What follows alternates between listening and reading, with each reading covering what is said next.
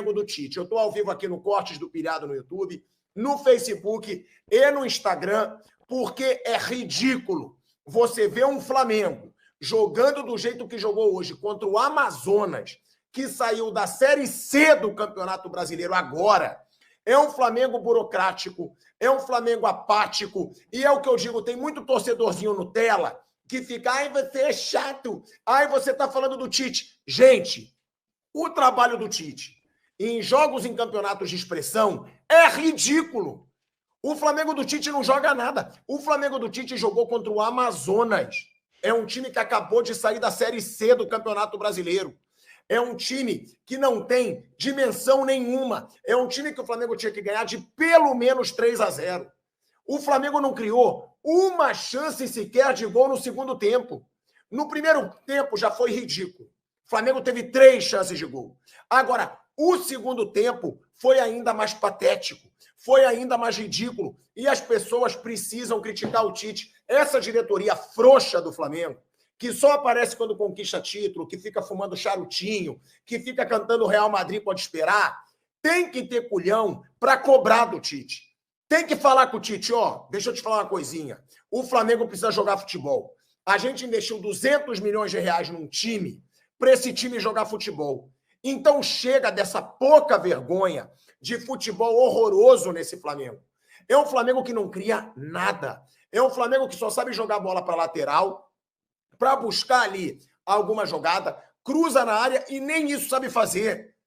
Tudo bem, o gol do Pedro foi de cabeça. Mas olha quantos jogos o Flamengo fica sem fazer gol.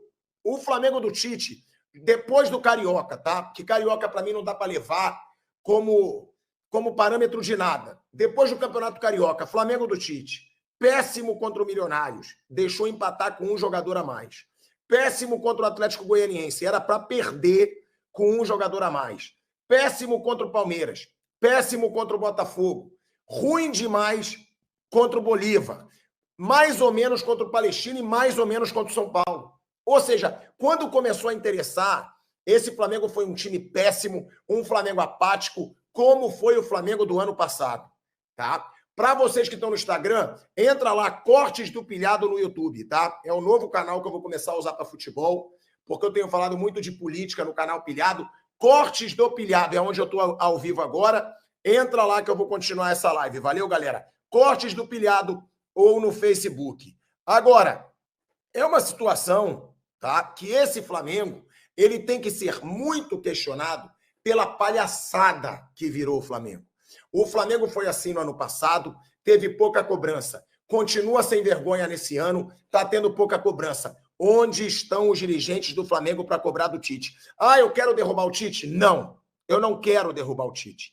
Eu não quero que o Tite seja demitido, mas não dá para o Tite querer mostrar esse futebolzinho fajuto com um time que tem vários jogadores ganhando mais de R$1 milhão, que tem uma folha salarial de 45 milhões de reais, um time que investiu 200 milhões para formar esse time. É o que eu falo, gastou 16 milhões de dólares para contratar o Vinha.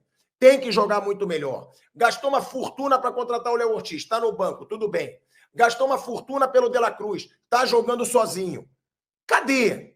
Cadê esse time do Flamengo? Cadê o Gerson? O que o Gerson está jogando? A Arrascaeta virou jogador de vidro. O Arrascaeta virou um jogador de vidro. A galera tá brincando aqui do Albert Einstein. É verdade. E a imprensa é babadora de ovo do Tite. A imprensa tem que começar a criticar o Tite. Sabe? Galera, agora temos aqui um corte do canal Fala João Guilherme. Quero mandar um abração aí pro João. Saudações, João! Link na descrição, inscreva-se lá, pessoal. Canal Fala João Guilherme, deixa o like lá no canal do João, tá bom? Vamos ver aqui as análises e o que o João Guilherme achou deste jogo do Flamengo. Vamos lá? Simbora!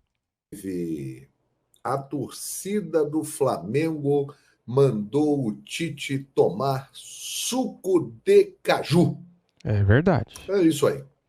Ouvimos o Maracanã inteiro xingando o Tite. E eu vou falar uma coisa para vocês.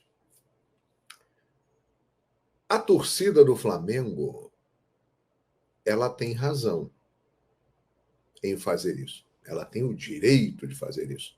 A partir do momento que ela paga o ingresso está no Maracanã e não gostou do que viu, ela pode se manifestar.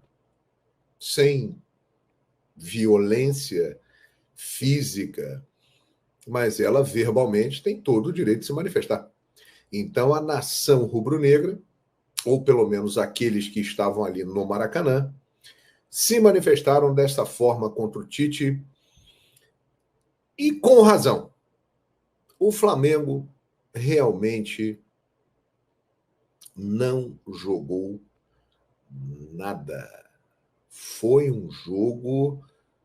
Olha, eu confesso que acompanhando a partida, eu fiquei em determinados momentos com sono, o olho ia fechando e a gente já voltava e fui na cozinha, preparei um cafezinho, tomei para dar uma despertada e voltei. O jogo foi muito ruim. Foi ruim demais. E com todo respeito, contra um adversário que tem 5 anos de vida, que é uma equipe que vem subindo, já está na Série B do Campeonato Brasileiro, está se estruturando, é um caso realmente de sucesso no futebol do Brasil, mas não dá para comparar com o Flamengo, com a grandeza, com o investimento, com o faturamento, com a qualidade do elenco. Não há comparação entre Amazonas e Flamengo. O Amazonas, ele é um time pior do que o Nova Iguaçu, que foi vice-campeão carioca. O time do Nova Iguaçu, que vai jogar a Série D de dado, é melhor, pelo menos aquele, né, que jogou o carioca e agora já se desfez. Aquele time era melhor do Nova Iguaçu do que esse time do Amazonas, que está jogando a Série B do Brasileirão. Então, por isso tudo, a torcida do Flamengo ficou revoltada no Maracanã. E uma coisa precisa ser dita. O Flamengo começou a temporada, cresceu, se solidificou, fez bons jogos contra o Fluminense, foi para a final contra o Nova Iguaçu, não levou gol no Campeonato Carioca. Ok.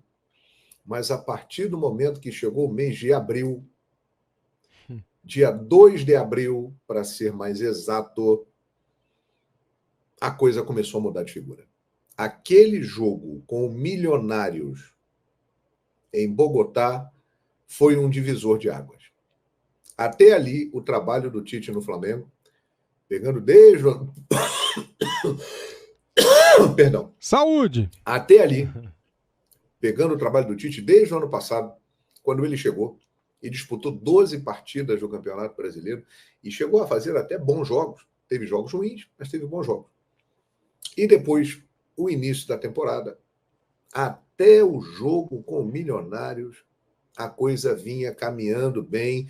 Existia uma expectativa de que o Flamengo se tornasse muito competitivo, muito forte, muito sólido. Sempre foi uma característica das equipes do Tite. Mas a partir dali, o negócio desandou, hein? Um mês atrás, hein? Foi dia 2, né, de abril, o jogo contra o Milionários, e hoje, dia 2 de maio, um mês atrás. Desandou. E isso é uma coisa nítida. O que está acontecendo, não sabemos.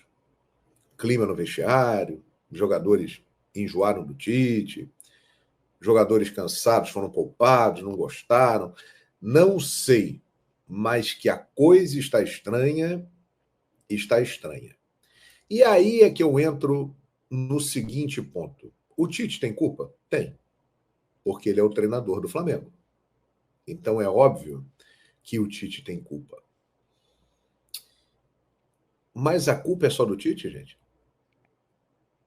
Porque se vocês repararem, esse roteiro que começa a se desenhar com o Tite no Flamengo, ele foi igualzinho o roteiro do Domi, do Paulo Souza, do Vitor Pereira, do Jorge Sampaoli. O Rogério Ceni foi campeão, ganhou 3 títulos, muda um pouco de figura, mas também, num determinado momento, passou a ser questionado a ponto de tudo a culpa era dele. Renato Gaúcho, a mesma coisa. que começou muito bem, jogando um grande futebol, encantador, o técnico com o maior número de goleadas no início de trabalho na história do Flamengo, depois desandou e embicou e não ganhou nada, e perdeu o final de Libertadores para o Palmeiras, aquela coisa toda, acabou sobrando para o Renato. Então, o que eu quero dizer é o seguinte, o Tite tem culpa, porque ele é o treinador, porque ele escala o time, porque ele define a forma de jogar. Mas percebam que este roteiro não é novidade no Flamengo, principalmente após a passagem de Jorge Jesus. E aí é que eu digo para vocês, os jogadores têm uma enorme culpa nisso aí também. Galera, agora vamos acompanhar este corte do canal RMP, canal do Renato Maurício Prado. Link na descrição, inscreva-se lá, tá bom? Vamos ver aí o que ele falou desse jogo do Flamengo. Simbora, vamos lá. Olá, meus amigos. Não dá para dizer boa noite de novo. E por incrível que pareça, não dá para dizer boa noite depois de uma vitória do Flamengo. Mas que vitória sem vergonha. Que futebolzinho chulé joga esse time do Tite. Que coisa irritante. Será que ainda vai ter algum flanelinha defendendo o jogo posicional do Tite? O Flamengo hoje foi igualzinho ao Flamengo do Paulo Souza, igualzinho ao Flamengo do Vitor Pereira, igualzinho ao Flamengo do Domenech, igualzinho ao Flamengo do Jorge Sampaoli. Gente, o Tite é mesmo um cara inteligente? Eu fico me perguntando isso. Porque, afinal de contas, vamos lá, o cara pode parar e pensar e dizer o seguinte, não, eu gosto de jogo posicional. Meu jogo preferido é o posicional. Mas ele tem que ter estudado o Flamengo. Ele tem que ter voltado algumas casas e analisado como é que o Flamengo do Domenech não deu certo. Como é que o Flamengo do Paulo Souza foi um desastre. Por que o Vitor Pereira não conseguiu implantar o jogo posicional? E, finalmente, as causas do Jorge Sampaoli também dá com a cara na porta, tentando botar um jogo posicional. Aí eu pergunto, é inteligente o cara que assume um time, que tem todas essas experiências negativas com o jogo posicional, e ele chega e tenta botar o jogo posicional de novo? Veja bem que eu não estou falando nem de dirigentes, que esses são umas antas quadradas. O dirigente que contrata o quinto treinador posicional, ele não sabe o que é jogo posicional. Ele não tem a menor ideia do que é jogo posicional. Aliás, ele mal tem ideia do que é o trabalho de um treinador. E qual é a característica do elenco que ele montou. Mas, gente, até quando nós vamos ter que aturar o Tite tentando fazer o Flamengo jogar posicional? No final, hoje, tal qual o Domenech, tal qual o Paulo Souza, tal qual o Vitor Pereira, tal qual o Sampaoli, ele empilhou atacante. Não adianta empilhar atacante e ficar tudo parado lá na frente, Tite. Não adianta botar 4, 5 caras entre os zagueiros adversários e ficar esperando que o Fabrício Bruno, ou que o Léo Pereira, ou que o Alan vão dar um passe mágico para quebrar as linhas e botar alguém na cara do gol.